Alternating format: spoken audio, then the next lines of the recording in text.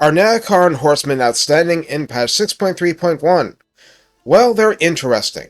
They're true melee cavalry compared to the Skeleton Horsemen, a striking force optimized for staying power without being constructs. They are not Chaos Knights, but they're more elite than Skeleton Horsemen, occupying a proper medium cavalry space in the faction.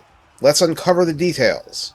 Record for 650 in multiplayer. On Ultra they come at 60 entities and 6,840 health between them, which is a substantial improvement. Armor comes at 50, with cavalry shields blocking 30% of small arms fire from the frontal arc. Leadership of 50 is the definition of middling, but that's for an undead unit. Speed 78 and charge speed 108 isn't anything I'd call bad for their role.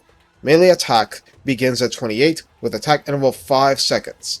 An unfortunate level slower than the norm, but often the case with burlier human cavalry. There is no splash damage. Melee defense 34 is actually pretty decent and justifies my calling this melee cavalry, at least in that style. Weapon strength 38, split base 28, and armor piercing 10 vastly outstrips Empire Knights, and is the same base damage and 2 armor piercing less than Reichsguard.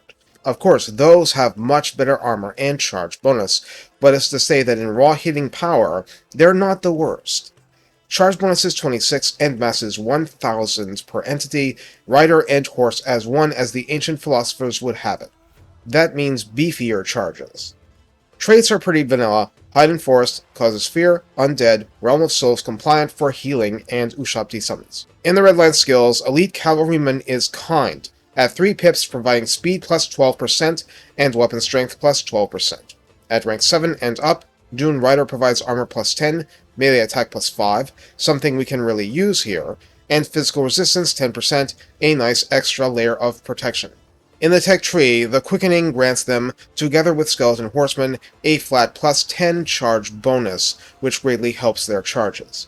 Nomad stock, and all of this is in the Second Dynasty, offers plus 20% unit mass, so 1000 becomes 1200 for deeper charges against infantry blocks, melee attack plus 5, and melee defense plus 5. And I checked in-game, and Bone Edifice does apply plus 15 armor when active. Patronage of that dynasty increases capacity by plus 2. Tier 2 cavalry buildings increase capacity by 1 and enable recruitment, and Tier 3 and up increases by 1 more. Funnily, I think the best lore to use with them long-term might be Katep with his Steed Reanimation for plus 6 leadership and plus 6 melee attack for them. So how do we use Nehekharan Horsemen? The first thing to remember is that they are not shieldless like the infantry. They are as fine as anyone's going to get charging a gun line from an angle and trying to disable it while surviving losses. At least to a point. Half-hearted measures will still result in an undead unit with a sword down your throat. In their default state, they're simply a lot beefier than Skeleton Horsemen, and way beyond Skeleton Horse Archers, without having the cleave of chariots or the weakness of too few entities. They are really a middle ground, flexible and able to help out with a lot of stuff, but nowhere being overpowering. They are, in essence, a good high-speed bully unit, slashing down at early game, or at least low armor, opposition that you can better take on with a 60-entity unit than sending a single character at. I keep reminding because it's even more important here. 1 overcast Cursed Blades from Lore of Nehekharan, and any unit is suddenly not just hitting harder, but anti-large, very much including this one. That's a tactic too.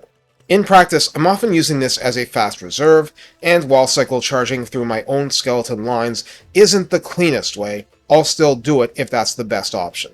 Where I can get around flanks and into backlines, I abuse that mercilessly.